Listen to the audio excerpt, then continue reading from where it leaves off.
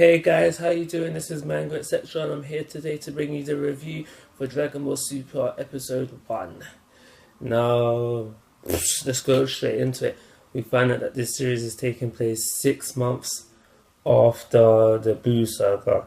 We see that now Goku, he's supposed to be working, but he's really bad at his job. He's more interested in training, and the reason why he wants to be training is because he's just worried. He wants to be strong enough to face anybody that comes along who is stronger than Majin Buu.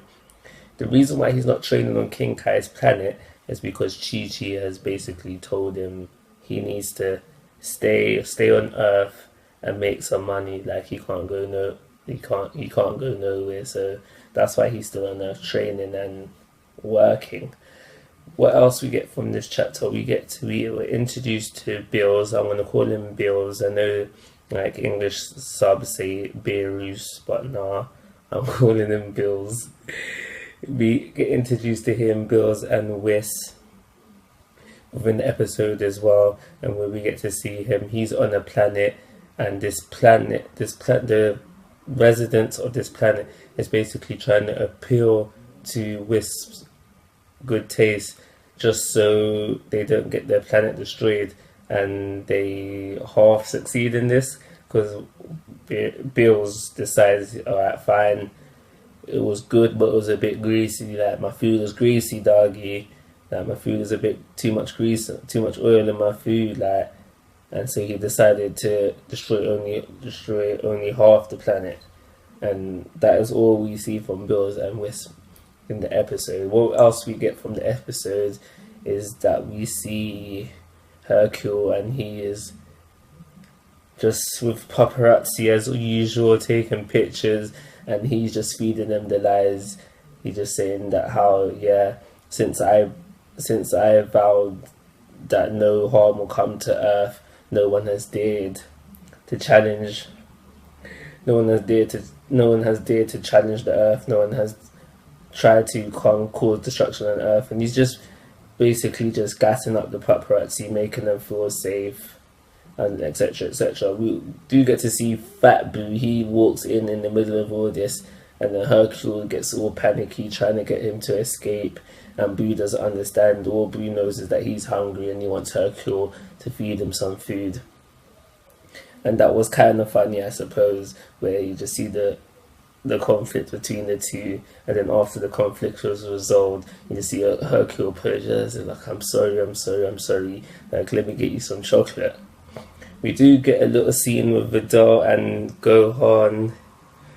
Again, nothing to say about that. We learned that throughout the episode that Gohan, Vidal and Gohan, I think either they're about to get married or they were just married, because we later find out that Goten is getting them a wedding present. But yeah, what I wanted to say before that was that we just learned that Gohan is a gold digger, because you see Vidal is buying them books, and like it's not the first, you can assume it's not the first time that Vidal has bought Gohan things. So that is a reverse gold digger thing going on there, which is, that's bad, bro. Gohan, man. Come better than that.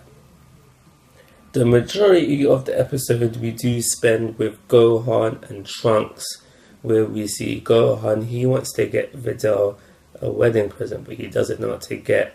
So he asks Trunks for help, and he was training at the time. And I found that very impressive, that how he was in a handstand position, but he was on one hand and one finger. I found that very impressive. I would love to be able to do that myself someday, but is that physically possible? I don't know.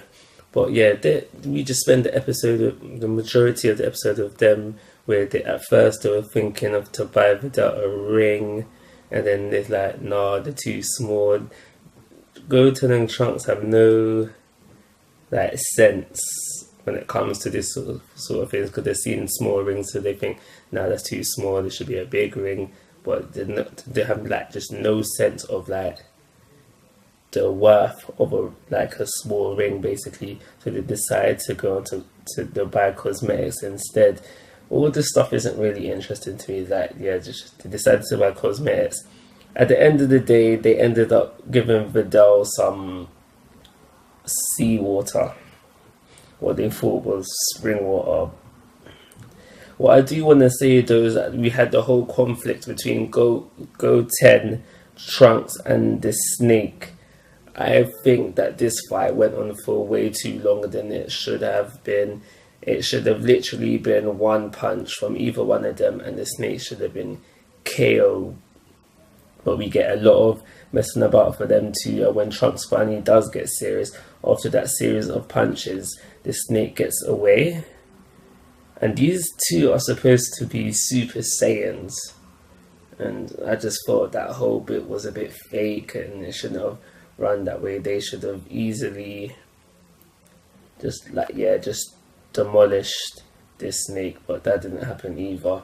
So yeah, at the end of the episode is we have Goku and Goten. They're at this, it's not even a farm where Goku should be farming, should be preparing this area for farming. They're there now, the sun is setting, and Hercule has come to them basically to give them, because Hercule has been offered the Nobel Peace Prize of 100 million zenny, but he doesn't want it. He feels that he doesn't deserve it, so he tries to give it to Goku, and he's saying no, he doesn't want it because he doesn't feel that he deserves it either. And we learned that how also Hercule tried to give it to Vegeta, but he said no as well. And we find out there that the Brief's family, which is Bulma's family, they're more wealthy than Hercule's family, so Vegeta didn't really need it either. But we then get to find out that Goten has the idea that if Goku accepts the money, then he'll be allowed to go to train with King Kai. So once Goten suggests that to him, he's more than willing to take the money. So he takes the money. And then, yeah, we see him bring it home. Chi-Chi's over the moon. She's like, yeah, we can send Goten to the best schools, get him the best teachers. So she's more than happy to go and let Goku train on King Kai's planet, which he does. What I found funny was the fact that somehow the news had managed to reach Master Roshi, and Master Roshi sprinted all the way to Goku's house to ask him, yo, let's go buy some hentai with this. He's like, yo, Goku, let's go buy some interesting DVDs. But yeah, he was too late, and then Chi-Chi's like, what? I can't let you do that. And just, that whole bit was funny. Probably, yeah, it was funny. But the episode ends off with, I forgot those two guys' names, the old Supreme Kai, and just that other, Kabuto was his name when he was. If you watch the episode, you know what I'm talking about. But yeah, but we just see them, they're just looking up into the sky, and it's just like, yeah, another planet has been destroyed, and that's the episode. Now, as far as first episodes go, this wasn't really good.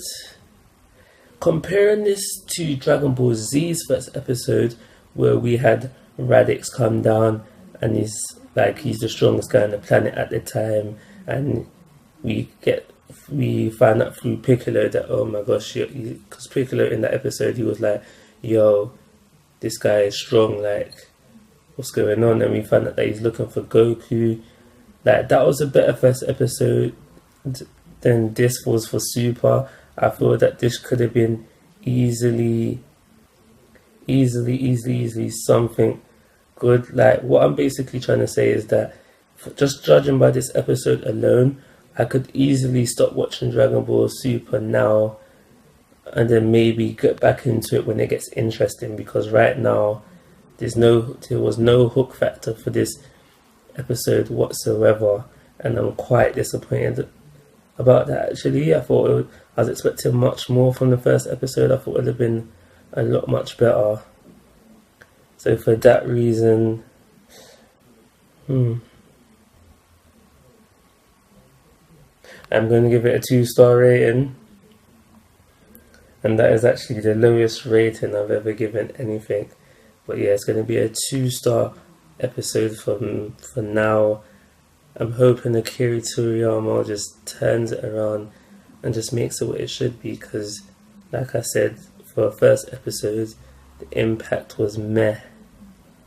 But yeah, I'm going to leave it at that, guys. Like always, I'm asking for your thoughts and opinions. If you haven't already, please subscribe to my YouTube channel. But most importantly, take care. Have a nice day.